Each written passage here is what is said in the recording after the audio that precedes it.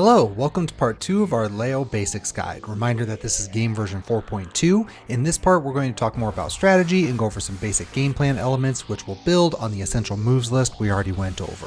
Also, don't forget all the resource links I mentioned in part 1. Those may be very useful to you, especially if you are brand new to the game. I've included those once again in the video description below. Enough of that, let's get going.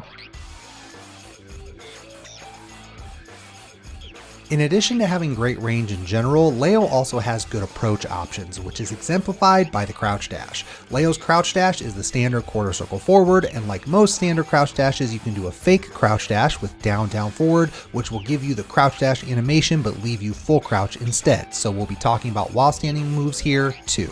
But first, the crouch dash. Leo actually doesn't have many moves from crouch dash, only 3 to be exact that are specific to crouch dash, but they're all incredible and you'll be using all of them a bunch. Crouch Dash 1 is your low threat, a decently quick high crushing low poke that does solid damage, neutral on hit, and plus 11 on counter hit for a free while standing 4 1+2. Like Paul's Crouch Dash 3, you're going to use this to be annoying and check people who either mash highs inappropriately or refuse to duck. And once they start ducking, you have another amazing tool in Crouch Dash 2-1. This tool is incredibly versatile. It's quick at I-17, it's mid-mid, both hits are safe, it's a confirmable natural combo, and if either hit is counter hit, you get a free forward 3 into Bach 2 follow-up. You can also go into K&K with Crouch Dash 2 back.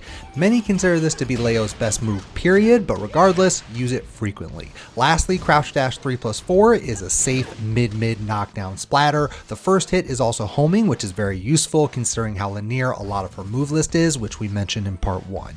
Crouch Dash 3+4 is common at the wall, but it's fairly fast at I-18, so feel free to use it in the neutral instead of down forward 3. Just know that it won't be quite as fast. Your while standing moves simply add to this toolbox. While standing 4 is your I-11 mid, but unlike most characters, Leo's will knock down and at the price of being -12 on block. While standing 4 1+2 is a natural combo and normally reserved for punishing as it's one of the better I-11 punishers in the game, but you can use it to give you more cover on while standing 4. It too is -12 on block, but it hits really hard and can splat, so not terrible if they're not respecting it. You can also do while standing 4 as Crouch Dash 4, so it's built into the Crouch Dash, no need for the fake Crouch Dash.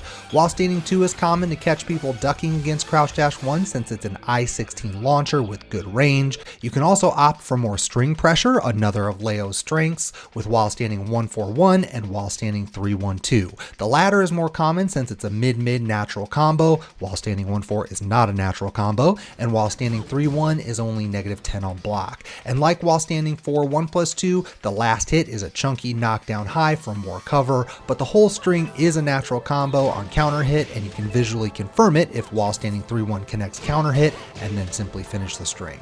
Again, similar to while standing 4, while standing 3 can be done as Crouch Dash 3, so no need for the fake Crouch Dash. Otherwise, you have while standing 1+2 and I-13 mid wall bouncer with incredible range, but very risky on block. And your last true full crouch while standing option is full crouch down forward 3, a big high crushing knockdown sweep. It's incredibly risky and unfortunately too slow to be a real mix-up tool, but it's another option against people mashing jabs and such. Finally, you have a couple of transitions you can use like K&K down forward or down forward 2+3, but because you don't have a true low mix-up option from full crouch, a lot of your transitional tools are not super useful for running a traditional mix-up game. Instead, with Leo, you're going to largely play a fundamentals game that is heavy on spacing and whiff punishing, so your crouch dash while standing options are there to slow people down and check them from getting too crazy at range, which in turn gives you the initiative to approach when you decide to.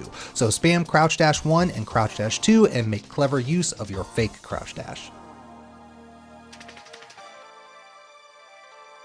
Like Leo's other stance items, Bach doesn't have many options, so it's easy to remember. First, note how low Leo gets during the startup of the stance. This is a true high crush and operates much like Ling's AOP. Although Bach of course has a set duration, it's still very good for going under highs and even the occasional mid. For the moves, Bach 1 is a safe mid poke and your fastest option at I-13, massive +9 on hit and only -4 on block, so your turn isn't necessarily over. Bach 1-2 exists, but unfortunately not only is it risky risky, it also jails, so even if your opponent likes to mash after Bach 1, the game won't let them try to interrupt. Instead, Bach 1 is there as your fast option. For anti-buttons, you can also use Bach 1+2, a safe high knockdown splatting power crush. It's a bit on the slow side though, so strong reactive players are likely to duck it. Bach 2 and Bach 4 are probably your most common options. Bach 2 is a big safe mid launcher. Leo stays dipped down for a long time, which makes it especially lethal against highs. Bach 4 is essentially the same move as forward 4, so if you want to do some K&K pressure, this is how. Lastly is Bach 3, a high, low crushing homing launcher that's +9 on block. Although you don't have a low from Bach, this move sort of ties everything together. For one, all the other Bach options are linear, so if your opponent is stepping too much, you have to make them pay for it. Secondly, since Bach 3 can be ducked, it's a way to entice them to do that. Bach 2 is roughly the same speed, and it's safe, so you can run a pseudo mix-up that way. Sadly, Bach has a fairly slow startup, so you're going to have to work a bit against players that can recognize the startup animation. So be unusual with your timing and see how they respond to transition options like forward 3 down. You can also do Bach from full crouch, so yes, you can do a fake crouch dash into Bach. Bach itself ends in full crouch if you don't do a Bach move, so you can also bring your while standing moves into play or try to snag a low parry if they're prone to low poking you out of Bach. If you do this, make note of which way they like to step. Leo's strong side is the left side, and your while standing moves track very well to that side, so even if they're stepping to your left a lot, if you don't want to risk Bach 3, while standing 1, while standing 3, and while standing 2 can all track that way. Just be smart about placing the stance and you'll get some juicy crush launches with Bach 2 at the absolute least. Again, your K&K options, while more numerous than Bach, are not so much that they are tough to remember, since you'll usually be going to K&K with big plus frames from forward 4, back 1-4, and Bach 4. You're usually going to be hunting for counter hits with K&K 2 or running a simple mix-up game. So K&K 2 is your fastest option at I-13, hence why it's your main counter hit tool. Only -4 on block, knockdown splat on normal hit, and of course gives the counter hit juggle. It is a high, but it's there to get people to chill out. K&K 1-2 is a good counterpart since it's a high mid string. The second hit comes out fairly quick, so if they're trying to launch you with a 15 or 16 framer and they're slow at all, they'll eat a counter hit. You can also use this in place of K&K 2 at the wall, since K&K 1 is I-18, so still fast enough to beat jabs. The wall bounce absolutely gives a better juggle than counter hit K&K 2, so you're actually gaining damage in that scenario. And although both hits are safe, K&K 1-2 is delayable and confirmable, so you don't have to commit if you don't want to. For some very situational tricksiness, you can also do K&K 1 down, which goes to Bach. Regardless, once your opponent starts to defend more, you can start running a mix-up. K&K 4 is the primary low, I-20, only -12 on block, +9 on hit, so they're right back in a neutral mix-up on hit. K&K 3-4 is your mix to this, an I-20 hop kick string, also -12 on block, and this is also really useful against people crouch jabbing against K&K, since crouch jab beats most K&K options. Thanks to Season 4, Leo now also has a secondary, slower mix-up between K&K 1+2 and 3+4. Both are I-24, K&K 3+4 being your big, risky knockdown low, and K&K 1+2 being a safe, knockdown splatting power mid that can also launch on counter hit if they're swinging into it for some reason. They both have a spin startup animation, which helps to hide them despite their slow speed, and of course, don't forget that we mentioned before that you can go to crouch dash from K&K simply by hitting down forward. And that's all there is to it. Use K&K 2 and K&K 1-2 to keep people honest with their buttons, or even K&K 3-4 if they're getting cute with high crushes, then use one of your mix-ups once they stop attacking. Then, profit. Sadly, Leo's grab game is pretty weak since there are only the normals and a single 1+2 break. However, you can still make use of them a little bit.